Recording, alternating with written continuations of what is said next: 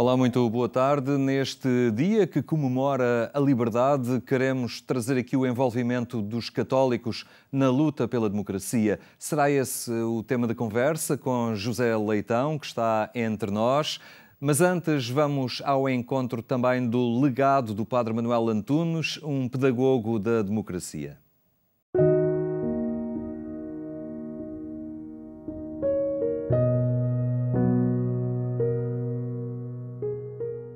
Há grandes personalidades pouco conhecidas, mas que sonharam um mundo melhor e inspiraram a sociedade livre e democrática em que hoje vivemos. O padre e professor Manuel Antunes, nascido em 1918 e falecido em 1985, foi uma dessas figuras extraordinárias que nasceu há 100 anos, no final da Primeira Guerra Mundial.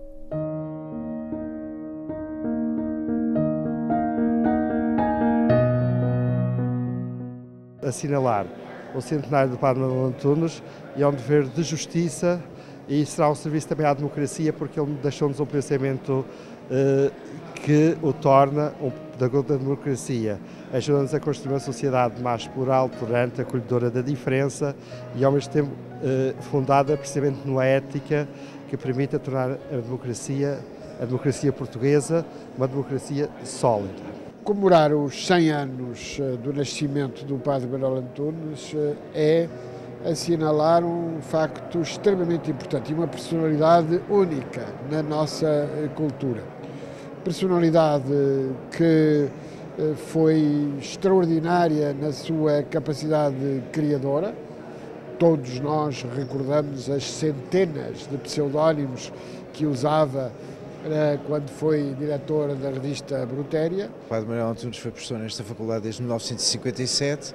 É não apenas natural, como requerido que uma homenagem ao Padre Manuel Antunes e que a comemoração do centenário do Padre Manuel Antunes tenha lugar e comece na Faculdade de Letras. É um dos nossos grandes professores, um professor de que nos orgulhamos muito e um professor cuja presença continua ainda hoje a irradiar.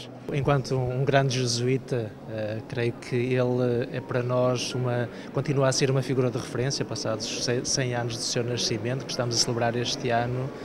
Creio que como um homem muito versátil, ao mesmo tempo encarna a figura, penso que desejamos ser, de pessoa humilde, discreta, mas ao mesmo tempo capaz de um grande conhecimento das coisas, das pessoas, da realidade e por isso capaz de dialogar com a realidade.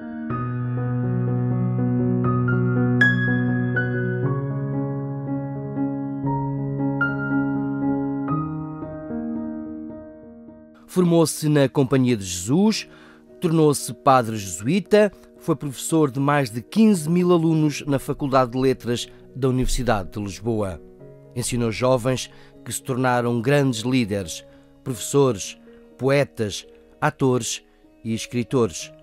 Ajudou muitos com a sua sabedoria e paciência revolucionária, a quando da perseguição política e da censura de que também foi alvo.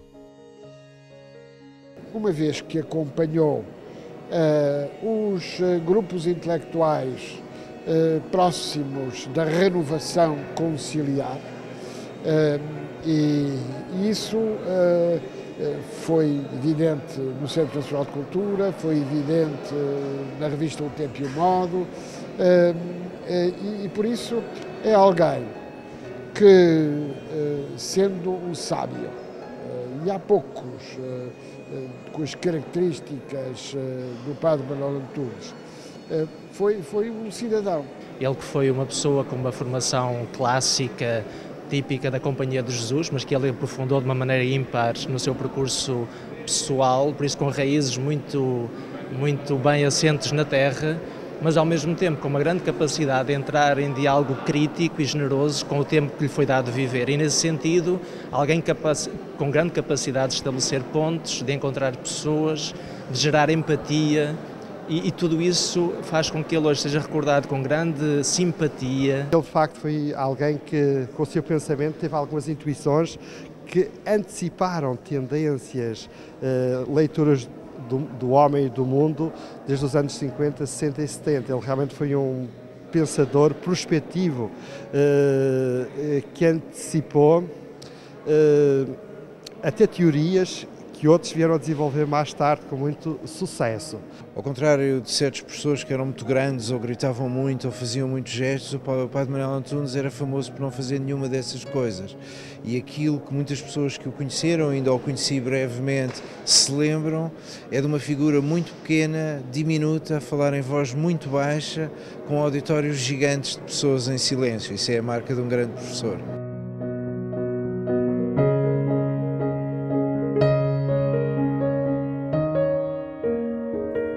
Pensou e escreveu sobre os diferentes temas e problemas do mundo do passado, do presente e do futuro. Escreveu os seus textos, assinando-os com 126 pseudónimos sobre filosofia, psicologia, história, teologia, literatura, sociologia, antropologia, economia, política, sobre civilizações antigas e modernas e sobre os diversos povos, países e continentes. Ele é, sem dúvida, o autor da língua portuguesa que mais pseudónimos usou. 126, é notável. E porquê é que ele usava? Por várias razões. Por vezes também precisou de usar pseudónimos para escrever sobre matérias sensíveis. Estávamos no tempo do Estado Novo, da censura, e ele teve que tratar de temas que podiam ser visados pela censura e, portanto, os pseudónimos também por vezes foram usados precisamente para tentar fugir, portanto, aos processos censórios de que também foi alvo. O cidadão consciente dos caminhos necessários de renovação da Igreja e, sobretudo, de compreensão dos sinais dos tempos. Há vários textos do Padre Manuel Antunes sobre este tema, os sinais dos tempos, e que eram os sinais dos tempos. Os sinais dos tempos apreendiam-se nos meios de comunicação social, nos jornais, nas revistas, na televisão, na rádio, hoje, porventura, na internet.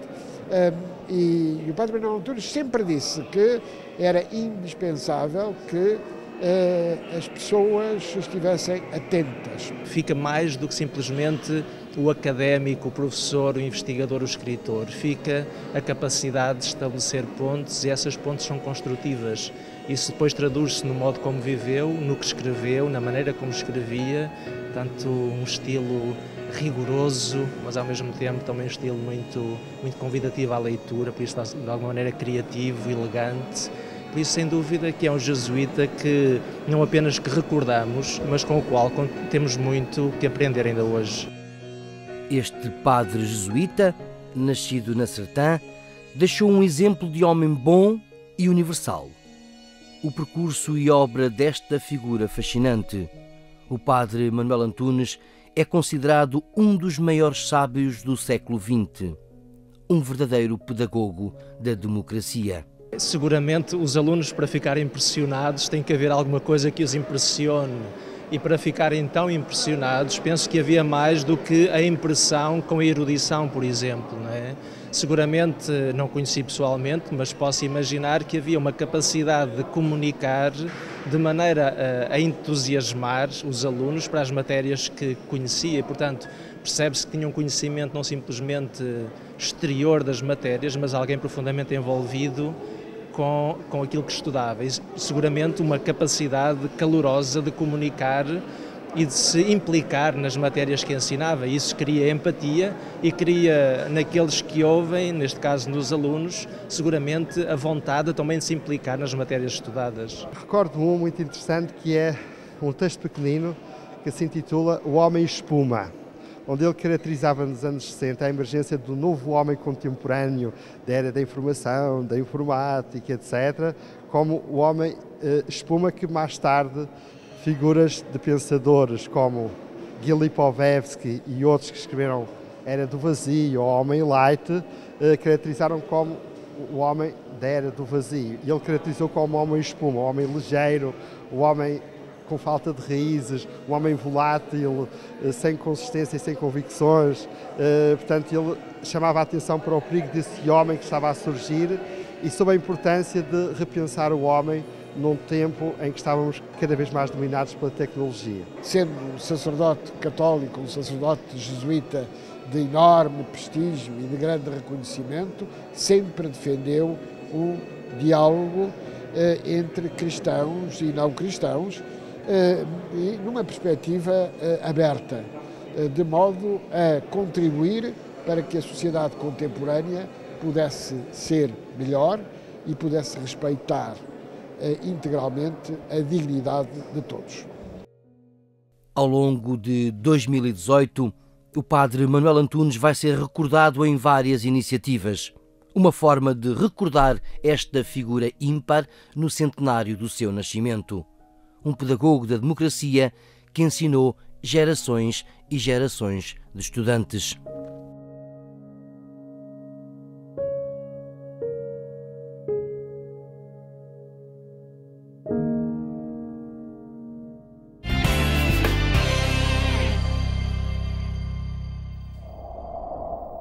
O envolvimento da Igreja na construção democrática passa também pelo envolvimento militante de muitos católicos, numa época em que reivindicar a liberdade tinha consequências.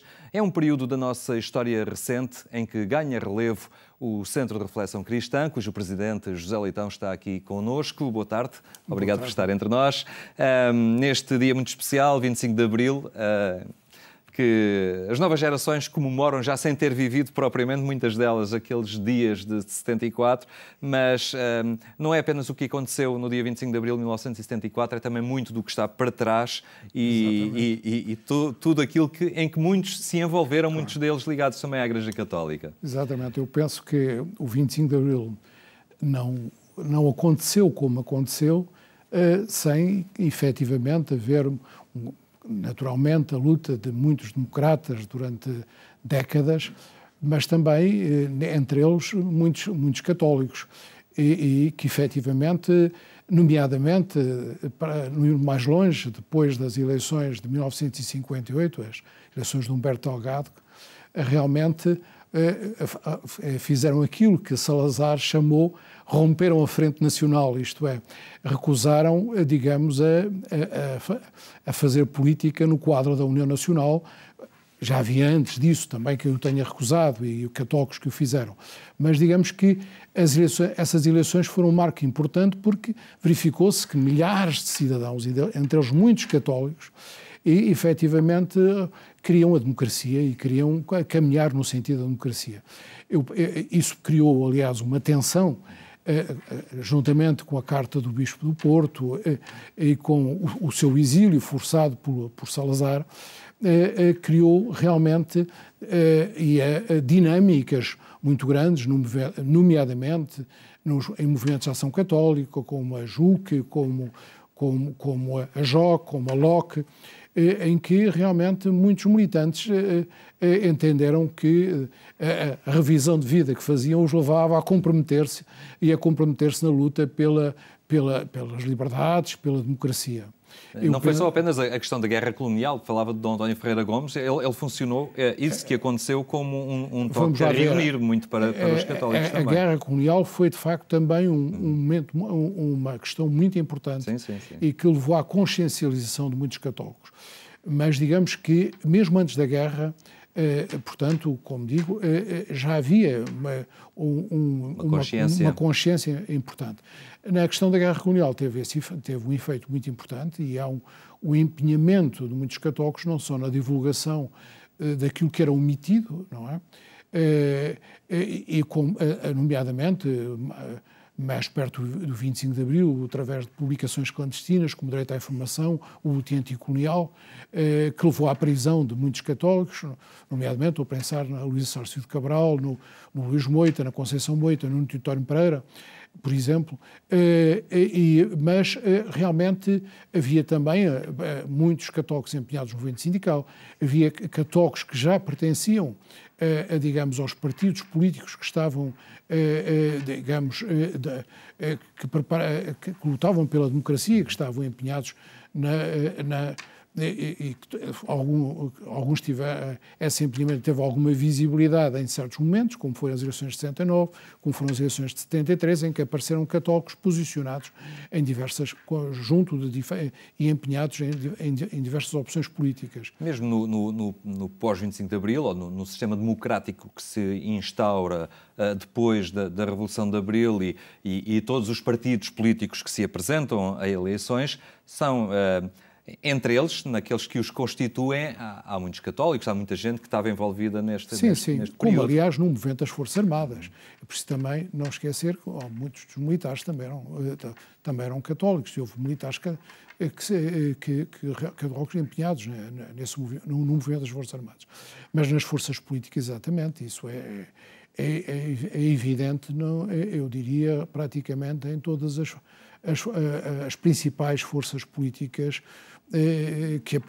que surgem depois de 25 de Abril, quer no Partido Socialista, no Partido Social Democrata, no Centro Democrático Social, mas também no Partido Comunista, havia militantes católicos com mais ou menos peso ou mais ou menos destaque, mas isso era evidente. Era uma dinâmica que se trabalhava mais ao nível das bases, a hierarquia estava, enfim, mais maniatada, digamos assim, pela pressão do regime que vigorava. Isto era mais uma luta que se sentia nas bases, nos grupos da própria Igreja? Sim, era uma luta na própria Igreja, mas também é hoje conhecido que, por exemplo, Dom António Ribeiro teve um encontro com o Mário Soares antes do 25 de Abril, por exemplo. É preciso ver também que há um dado muito positivo da Revolução Democrática de 25 de Abril, é que não reeditou querelas inúteis com a Igreja. E, pelo contrário, líderes políticos laicos significativos, e de esquerda, por exemplo, como Mário Soares, o próprio Álvaro Cunhal, se empenharam em que não houvesse uma questão religiosa e, portanto, em que houvesse não poderia ser um reeditar da República do início. Não, e que houvesse uma naturalidade na participação na presença dos católicos e da Igreja na nova ordem democrática. Essa consciência acabou por gerar também, dar ao CRC, não é? Muitos destes elementos que se empenhavam na construção democrática depois estão presentes também neste centro de reflexão cristã, que acaba por ser também uma marca deste pluralismo, não é? Exatamente. Estão de diversa forma, não é? Porque o CRC, para recordar os seus estatutos originários, estava empenhado numa evangelização libertadora e, nessa medida, há toda uma reflexão teológica que estava a ser feita e que, efetivamente, nomeadamente ligada aos institutos religiosos, e uma parte dela não teve espaço na Universidade Católica quando foi criada. É um conjunto de professores que, efetivamente, estou a pensar em Luís de França, Bento Domingos, entre outros, que realmente continuaram o seu ensino do que vinha do ISET, depois no Centro de Reflexão Cristã. Mas também, digamos, naturalmente, que era um espaço em que muitos militantes estavam empenhados politicamente, de uma forma progressista, portanto havia muitos que era um espaço natural, porque realmente também fazia parte dos estatutos o empenho na libertação do povo português, que é uma expressão que vinha naturalmente daquilo que foi a experiência traumática da repressão anterior, em que muitos católicos foram presos, ou porque na luta anticolonial eu fui preso quando era militante estudantil, houve movimentos operários católicos, houve muitos que também sofreram repressão, houve padres que foram não apenas o Dom António Ferreira Gomes, que foram exilados, estou a pensar logo nos anos 40 e tal, o padre... Portanto, o autor da Largueza do Reino de Deus, o padre Alves Correia, que foi obrigado a exilar-se nos Estados Unidos, onde, aliás, colaborou no Catholic Worker, que era um grande movimento ligado à Dorothy Day, que é hoje muito também conhecida. Este empenho notava-se muito e funcionava muito nos meios universitários, desde logo, em que as questões políticas ou o desejo da liberdade era discutido, era trabalhado, havia mobilização, até encontros clandestinos que aconteciam. Faz falta hoje em dia, parece que desapareceu um bocadinho esta militância por pensar o regime em que estamos, em que vivemos, ter uma crítica construtiva, capacidade de análise, parece que fica tudo muito adormecido. Faz falta esta dinâmica? Eu penso que sim, É evidente que cada um tem a sua própria experiência e o seu contexto. Para nós e para as pessoas da minha geração, foi muito importante a Juventude Universitária Católica. Eu diria que para outros, a Ação Católica teve um papel muito importante. A Ação Católica formou muitos militantes que vieram a destacar nos partidos políticos, nos sindicatos e que, nas Forças Armadas, que efetivamente, se não tivesse existido, efetivamente, a história não teria sido rigorosamente a mesma. E, efetivamente, no meu caso concreto, quer dizer, a Juventude Universitária Católica realmente foi, de facto, um momento, levou a uma consciencialização muito ativa e muitos de nós viemos empenhar politicamente no 25 de Abril e partidariamente, alguns já tínhamos ligações, mas, portanto, isso foi, de facto, muito importante. Continua a fazer sentido ver, julgar e agir hoje em dia? Eu penso que sim, eu acho que realmente, digamos que para utilizar, digamos, o tema das nossas próximas conferências de maio do CRC, hoje poderíamos dizer que é preciso continuar a ler os sinais dos tempos e ver o que fazer em função disso. E esses sinais dos tempos continuam a apelar a um envolvimento ativo de cada um. Exatamente, individual e coletivo. Muito bem, José Leitão, obrigado por ter estado hoje aqui no programa Eclésia. Lembro que ainda que a edição rádio do nosso programa espera por si, mais logo pelas 22h45 na Antena 1. Nós ficamos por aqui, tenha então uma ótima tarde e até amanhã, se Deus quiser.